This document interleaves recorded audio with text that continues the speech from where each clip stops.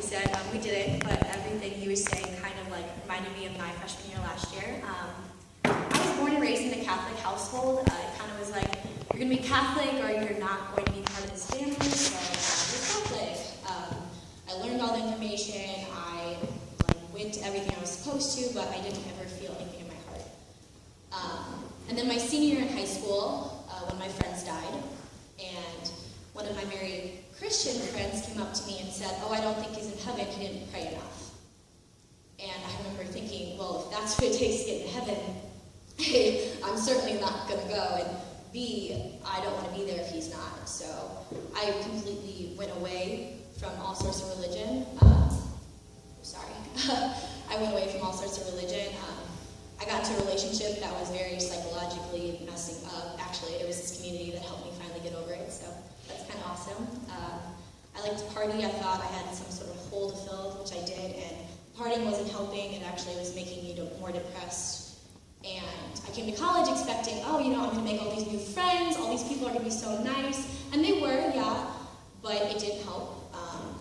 I got more and more depressed, went on medication, locked myself in my room. I didn't have a roommate, so I kind of was by myself a lot of the time.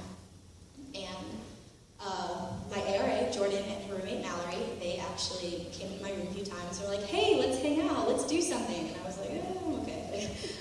I'll be by myself, I'm good, I don't need anything." And then finally, I think Jordan one day was like, "Let's do something." I was like, "Okay, we have to." And she invited me to do a Bible study, and I was like, "No. I'm not going to learn about this. Like, I already know everything I need to know. Like, I'm not about it." So I turned her down, and I just kind of hung out with them, like her and a group of friends, and I realized how different they were. Like, we had athletes, we had RAs, we had like some weird ginger people, I don't know. But we just basically like hung out, and I got to know, like, they were such different people, but they all were so genuine, and they were all friends. And I didn't get it, and I mean, I get it now, but I didn't understand what connected them. So I just kept hanging out with them because I thought they were cool people, and I was alone a lot, so why not? So I went to Indy, actually, and it was a lot of fun. It was a lot. I went with Hannah, and we had fun. It was a good time. You get to meet a lot of people, and you get to have a dance party, which I thought was awesome. And then I came home, and Jordan asked me again, "Do you want to do a Bible study?" And at this time, I was like, okay, I care about you enough, and I care about your beliefs, so I might as well get to know them. Why not? So I went to the Bible study. Book 1 is all about, like, why the Bible is relevant. And I was like, I know this information. Like, it's interesting, yeah, but I don't believe it. Very skeptical.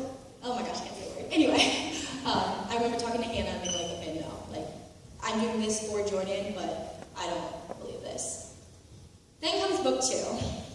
And book 2 just tells you basically how much you suck and how much you sin. And all the time, no matter what you do, no matter what you think, you're just sinning. And I remember listening to that, and I was like, this is exactly like my friend from home who told me that Stephen wasn't in heaven. Why am I doing this? I got very mad, and I did not want to continue. But I did, because I cared about these people, and I wanted to be their friends. Okay, book 3. Book 3 basically says, yeah, you suck. But there's a good thing about that. Jesus died for you. And Jesus knew about every sin you did, everything you're going to do, everything you're going to do in your entire life. And he still died for you, and he still loves you. And as long as you accept him into your heart, like, he forgives you, and you belong in heaven. And I remember hearing that. And I'm a very talkative person, for you guys who know me. I know you guys know me. I talk all the time, just full of. I got very quiet, because when I'm thinking, I get quiet. And I remember thinking, wow, this could be real.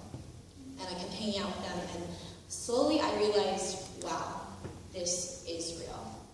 And it was a very awesome moment. And April 6th, at 6 in the morning, I gave my life to Christ after a very long night of talking and being vulnerable to each other. And my life has not been perfect since. I actually was going to transfer, but I'm staying for the community here because it is amazing. They're so supportive, and it's really great. But life hasn't been perfect, but it's never been more full of joy and happiness, and I'm really happy you guys are here because it just makes me happy. So You guys want to talk? I'm going to be by the pizza because I like food. So